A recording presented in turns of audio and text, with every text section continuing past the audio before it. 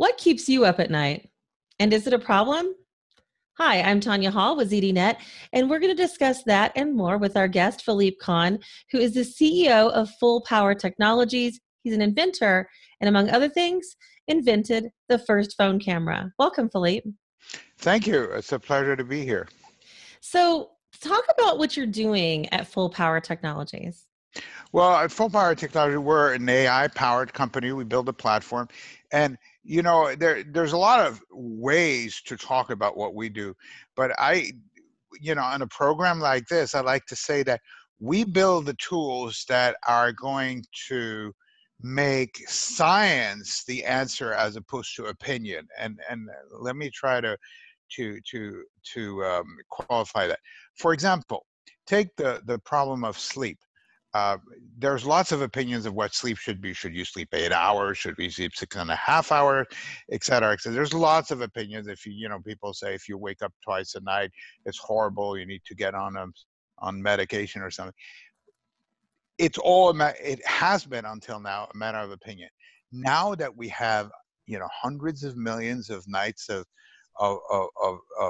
digital sleep, I mean basically sensing based sleep recorded, and we can use AI tools, machine learning, deep learning, etc., to analyze that, then we can get data that and let the data speak and see, without a matter of opinion, what's normal for a female between say 35 years old and 47 years old. What's a normal nights of sleep? What's the 95% percentile? What's the 50%? Where do people rank? And what's the difference between where they are and where the people who have a 95% percentile is on a sleep score? And then we can understand who sleeps well, who doesn't, and whether, we're using something called cognitive behavioral science, we can, through little changes, help people do a better job, but not as a matter of opinion, but as a matter of science. And that's really what we're proud of doing. Now, all the rest that we build, there's a lot of technology, it serves that purpose. So you basically went from discovering the camera phone to working with machine learning and artificial intelligence and healthcare. What made you decide that a health focus or being in the health space was important to you?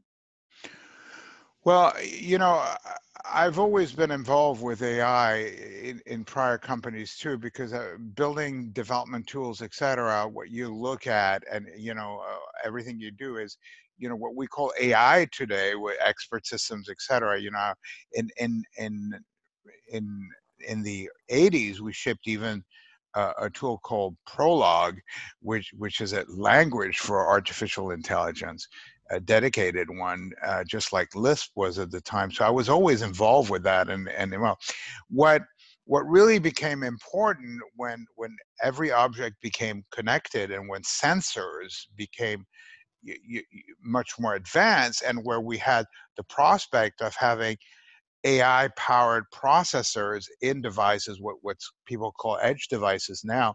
What became really interesting is we had the tools to not only monitor an oil rig offshore, et cetera, which is what a lot of the industrial IoT does, which is pretty simple to do, but still has to be done, or your wash machine or your coffee machine, whatever it is. But we have now the tools to understand human health or wellness much better from a data standpoint, because it's all, diet is a perfect example of it. If you go back 20, 30 years ago, people would have told you that to be healthy, you have to eat 3 servings of spaghetti a day, and avoid protein and stuff like that. Now there's half of the people says, oh no, it's the opposite. Don't touch that pasta, don't touch that bread. Eat a protein fat centric meal and you'll do better. And so all these things change all the time, but they're really a matter of opinion because there's very little science. Now, with the tools we're developing, we can actually look at what it means from a science perspective, and opinions are really great maybe for politics and stuff like that, and there's a lot of that going on especially in this country right now. But I'm a scientist, and so what we wanted is to have the tools that allow us to apply science to important things for Mrs. and Mr. Everyone, like wellness, health, etc., and say, you know what, it's not a matter of our opinion whether we think that you should eat this or that. Let's look at the data. So how, you talked about sleep specifically, but so considering we have learned so much and we have come so far and now we're really looking at data, how is the healthcare industry looking at the technology today, the data, the machine learning? How are they looking at it differently than they looked at it maybe when we first started using data? They're not yet. And a lot of it is in denial. And I'll tell you why. It's because there are very powerful economic motors powering different sides of this. And so uh, big pharma wants to sell more drugs. So I'll give you an example. Recently, there's been you may have read that New York Times had a story like that a couple of days ago.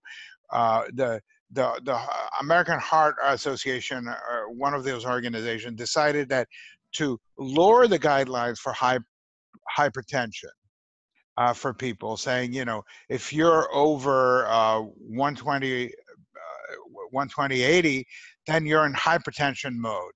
And officially, the reason they've done that is they tell you that it's because they want people to be more cautious if they're having and change their diet and exercise. That's a lot of bull. The real reason is that the big pharma companies want to put people on all these high blood pressure medicine, and by doing that, they hit 30 million more people. And that 30 million more people who will, for the rest of their life, take 3 pills a day, which is a lot of money, billions of dollars. And so that kind of there's a lot of denial. And what we hope is that the kind of work we do and some other people do is going to change some of that behavior in a positive way, and looking, wait a minute, it's okay. Everybody wakes up once a night. You don't need to take Ambien because you wake up once a night. It's perfectly healthy. It's actually good for you. In fact, when you start looking at it and thinking about it from an evolutionary standpoint, people did not sleep in a perfectly quiet, perfectly dark, perfectly temperatured room. We used to sleep communally. There was a lot of people in a room. There was noise, etc. But we were really good at tuning these things out, filtering it, and be able to get our sleep. Now, people are like, oh my God, I just heard something. I just woke up. Oh, what is going to happen? And and that's really the key. And of course, some people take advantage of that. They say, oh, I can sell you a pill, or oh, you have a breathing problem at night. I'm going to put you on a CPAP machine. And therefore, the guy who prescribes a CPAP machine gets a 20% cut on the sale of the CPAP machine. The CPAP machine comes with a subscription. Every day they make money, and that pays his mortgage, her mortgage, whatever it is.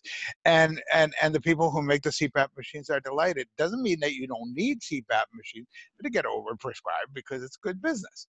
And so the question is, can we actually look at the data and see what actually is necessary and what benefit Mrs. and Mr. Everyone every day, as opposed to benefit the coffers of big pharma companies? So okay, and my dad has uses one of those, and I have friends that use them. So what is it that we need to do differently moving forward? What does the healthcare industry need to do? It sounds like it's complicated.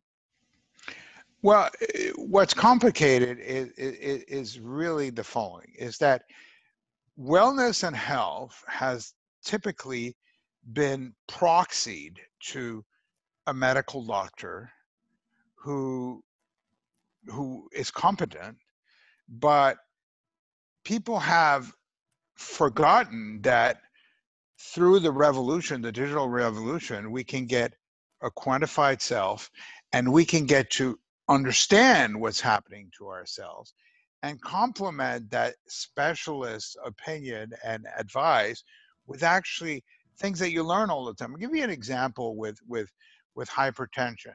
You go, most people, the they get diagnosed with hypertension in a medical doctor's office, and okay, you've got hypertension. But what's really important is not to know whether you had high blood pressure when you were in that office, which you might be stressed because it's something called the white coat syndrome, where you basically stress out because they're going to measure your thing. Oh my God, I might have blood pressure, and that raises it because there's a lot of psychology in there. So it's what happens during the night, what happens during the day. Do we have more data, and what does the data say?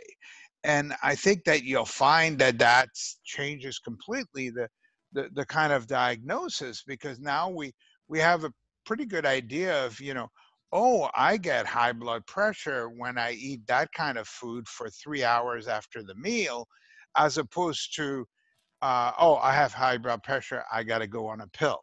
Right. And so the same thing is true for CPAP machines. Everybody is going to have some respiratory event at one point when they sleep, especially if you go to a sleep specialist and they put you in the back room over there and they say, sleep now. In an environment that's not yours, they wire you like you look like Frankenstein or Mrs. or Mr. Frankenstein. You look like a monster with wires coming. And now you have to sleep. And they say, oh, well, you only sleep 1 hour, but I can tell that you have all these wake up events. Well, they didn't measure your sleep. They measure your disrupted sleep in the back room of a bad hotel room, which is basically what that sleep lab was. It's not that it's not useful, it's a data point, but it's not everything. What's really important is that I think that's part of the quantified self revolution, that people don't proxy everything about wellness, especially when they're educated. There's people who, they want to go somewhere and they want someone to tell them what to do. That's one thing, or take a pill. But most people at least with a college education, should be able to say, okay, use a critical thinking, which is rare sometimes these days, and say, okay, why is it that I'm saying, how does it work? I mean, is that correct? Do I feel this way every day? Whatever it is. And I think that's really what we're talking about, is empowering Mrs. and Mr. Everyone, as opposed to empowering, all these outside forces, which have useful opinions, etc. But we need to take charge of our own health. That's how we're going to make the most difference. It's like, it's true for any of especially the chronic conditions. Well, I'm excited to see the future of data being introduced into healthcare, as well as understanding the human component as well. You do a really good job of articulating that, Philippe, and thank you for talking to us. So if somebody wants to follow what you're doing as it relates to sleep or anything else, how can they do that? Well, you can go to fullpower.com. Our thing. We actually build the sleep monitoring solution for the company that is the leading mattress company in North America, called Simmons Serta. They have a product called Beauty Rest, and they sell it on Amazon. It's called Beauty Rest Sleep Tracker. It's a very advanced system, and it uses basically, it's not well known because they sell their products through mattress distribution channels, so they're not a consumer electronic company, but it's the most advanced sleep monitoring solution, and it's completely non-invasive. You put a sensor under your mattress and it does everything else. And it gives you a complete analysis, and it tells you how you sleep versus millions of others. And I think that's a useful data point, because now suddenly you say, oh, my sleep's not so bad, or, wow, I have disrupted sleep. What can I do about it? And the system will help you through small, little incremental modification using cognitive behavioral science, to this little modifications in your, to actually gradually improve your sleep a little bit at a time. Well, that's good to know. And it's good to know that me waking up throughout the night is actually not a bad thing. And No, it's a good thing. It's a good thing. you can follow, again, I'm Tanya Hall. You can follow me and find more of my interviews here at Tech Republic and ZDNet. And follow me on Twitter at Tanya Hall Radio, or find me on Facebook at The Tanya Hall Show.